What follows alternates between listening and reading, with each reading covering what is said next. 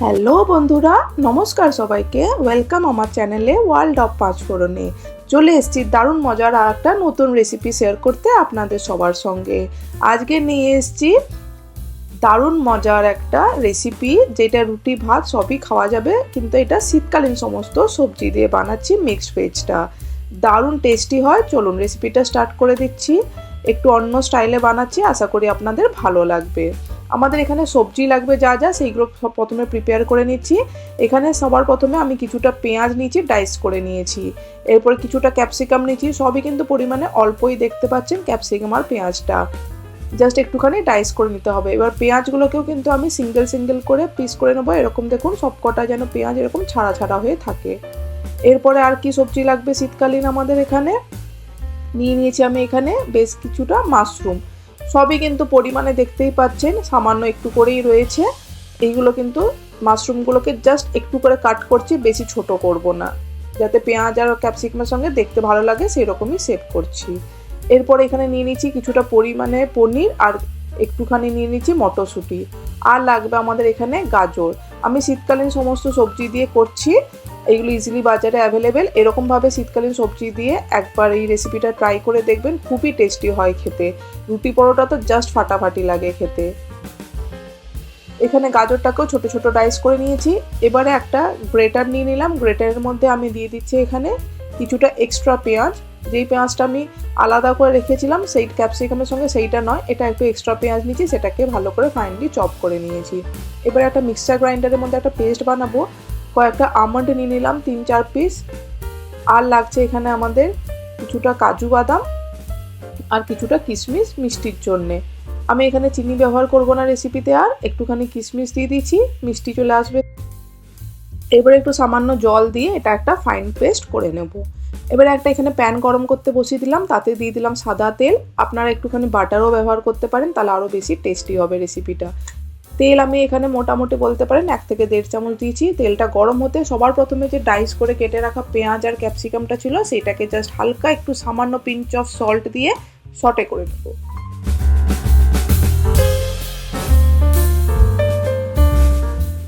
Just 1 থেকে 2 minute একটু high ফ্লেমে নেড়ে চেড়ে সটে করে আমি এগুলোকে তুলে সাইডে রেখে দেবো। ক্রাঞ্চিনেস যেন থাকে পেঁয়াজ আর ক্যাপসিকামে, সেটা খেয়াল রাখতে হবে। আমি তুলে সাইডে রেখে দিচ্ছি একটা অন্য পাত্রে।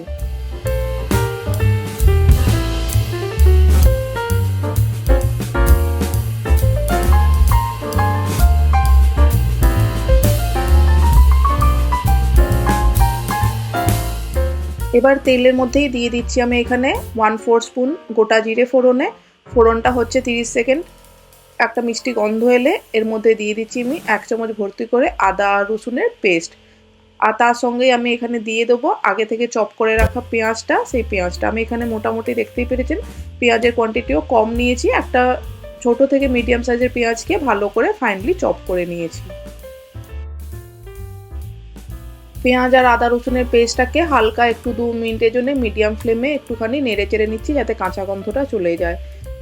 আদা রসুনের কাঁচা গন্ধটা চলে গেলে এই মধ্যে মিশিয়ে দিচ্ছি আমি আগে থেকে ডাইস করে রাখা গাজরটা। গাজরটা সেদ্ধ হতে টাইম লাগবে, তাই গাজরটা পেঁয়াজের সঙ্গেই দিয়ে দিলাম। দিয়ে ভালো করে নেড়ে চেড়ে মিক্স করে কষাবো যতক্ষণ না গাজরটা থেকে একটুখানি হাফ সেদ্ধ হয়ে যাচ্ছে। আমি এর মধ্যেই দিয়ে দিলাম কালার আসার জন্য কাশ্মীরি রেড চিলি পাউডার, আর সামান্য একটু পরিমাণে নুনও দিয়ে দিলাম, যাতে তাড়াতাড়ি পেঁয়াজটাও ক্যারামেলাইজড হয়ে যায় ভালো মতন। আর এখানে আমাদের গাজরটাও যাতে সেদ্ধ হতে টাইম না লাগে।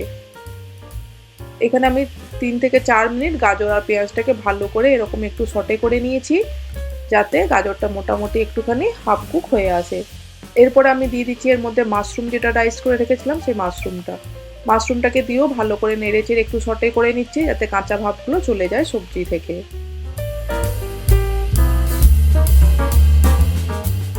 মাশরুম আর গাজরটা সটে হয়ে যেতে এর মধ্যে দিয়ে দিলাম কাজু, আমন্ড আর কিশমিশের পেস্ট বানানো ছিল যেটা, সেই পেস্টটা। কাজু যেহেতু দেওয়া আছে সেই জন্য ধরে যাওয়ার চান্স থাকে, সেই জন্য সামান্য একটুখানি আমি মিক্সার গ্রাইন্ডারটা ধুয়ে জলও দিয়ে দিলাম এর মধ্যেই। এরপরে দিয়ে দেবো আমি 1 চামচ ভর্তি করে এর মধ্যে বাটার চিকেন মশলা। বাটার চিকেন আমি নর্মাল বাজারের বাটার চিকেন মশলাটা ব্যবহার করেছি 1 থেকে 1.5 চামচ মতন। দিয়ে ভালো করে নেড়ে চেড়ে এটা মশলাটাকে কষাবো। কাজু আর আমন্ডের যে পেস্টটা দিয়েছি সেটা যেন ভালোভাবে কষে যায়, অয়েল রিলিজ করে আসে মশলা থেকে। এরকম একটু বাটার চিকেন বা কোরমা মশলা যদি থাকে বাড়িতে, সেটা অবশ্যই এই চিকেন মশলাটা একটু ব্যবহার করবেন। দুর্দান্ত খেতে হয় এই রেসিপিটা। সবজি দিয়ে হলেও কিন্তু চিকেনের থেকে কম কিছুই হবে না, এতটাই টেস্টি হয়। তাই জন্য রুটি, পরোটা, নানের সঙ্গে জাস্ট ফাটাফাটি লাগে এই রেসিপিটা। উপর থেকে কিন্তু আমি দিয়ে দিলাম সামান্য একটুখানি টমেটো কেচাপ দিয়েও ভালো করে নেড়েচেড়ে মিক্স করব। এরপরে দিয়ে দিচ্ছি আমি এখানে পনির আর মটরশুঁটি ফ্রোজেন ছিল, তাই বেশিক্ষণ টাইম লাগবে না কুক হতে। আর পনিরটা কিন্তু আমি আগে কখনো ফ্রাই করিনি, জাস্ট কাঁচা পনিরটাই দিয়ে দিলাম। এখনই একটু নেড়ে চেড়ে মিক্স করে নিচ্ছি 1 মিনিটের জন্য, একটুখানি মশলার সঙ্গে যাতে একটু সটে হয়ে যায়। পনির বেশি ভাজলে বা ফ্রাই করলে কিন্তু অনেক সময় হার্ড হয়ে যায়।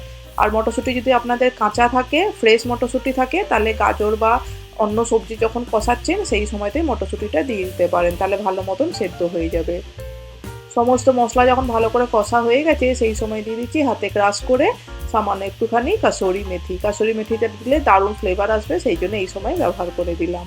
দিয়ে ভালো করে নেড়েচেড়ে মিক্স করে নিয়ে দিয়ে দিচ্ছি সামান্য একটুখানি পরিমাণে উষ্ণ গরম জল। জলের পরিমাণটা কিন্তু খুবই কম রেখেছি, এটা কিন্তু একদম গা মাখা একটা রেসিপি হবে, সেই জন্য জলের পরিমাণটা কম দিয়ে একটু ঢাকা চাপা দিয়ে মিনিট 10 জন্য কুক করে নিতে হবে। সবজি কিন্তু অলমোস্ট সটে করাই ছিল, তারপরে পনির আর এটা দিয়ে মটরশুঁটি দিয়ে বাকি সবজিটাকে আর একটুখানি কুক করে নিলেই আমাদের রেসিপি কিন্তু রেডি হয়ে আসবে। নামানোর 2 মিনিট আগে আমি উপর থেকে দিয়ে দিলাম এখানে আগে থেকে ভেজে রাখা ক্যাপসিকাম আর পেঁয়াজ দিয়ে ভালো করে নেড়েচেড়ে মিক্স করে নেবো। গ্যাসের ফ্লেমটা আমি হাই করে দিয়েছি এই সময়। আমাদের কিন্তু রেসিপি কমপ্লিটলি রেডি হয়ে গেছে খাওয়ার জন্যে। জাস্ট উপর থেকে গার্নিশ করার সময় আমি কিন্তু এর মধ্যে দিয়ে দিচ্ছি 1 চামচ ভর্তি করে বাটারটা অবশ্যই লাস্টে ব্যবহার করবেন, এই বাটারের ফ্লেভারটা দুর্দান্ত লাগে এই রেসিপিটাতে। তাই আমি বাটার চিকেন মশলা ব্যবহার করেছিলাম আর লাস্টে নামানোর সময় একটু বাটার দিয়ে দিলাম। দারুণ টেস্টি হয়, তাই অবশ্যই এই রেসিপিটা ট্রাই করে আমাকে একবার জানাবেন। যদি ভালো লেগে থাকে রেসিপি, ফ্রেন্ডস ফ্যামিলিকে শেয়ার করতে ভুলবেন না। এবং যেতে যেতে রিকোয়েস্ট করছি এরকমভাবেই পাশে থাকবেন। এতক্ষণ পাশে থাকার জন্য অনেক ধন্যবাদ। যেতে যেতে চ্যানেলটা যদি সাবস্ক্রাইব না করে থাকেন, এখন প্লিজ সাবস্ক্রাইব করে পাশে থাকা বেল আইকনটা প্রেস করে দেবেন। আমি আবারও ফেরত আসবো চটজলদি নতুন রেসিপি নিয়ে। সবাই ভালো থাকবেন, সুস্থ থাকবেন। এতক্ষণ পাশে থাকার জন্য অনেক ধন্যবাদ। Thank you.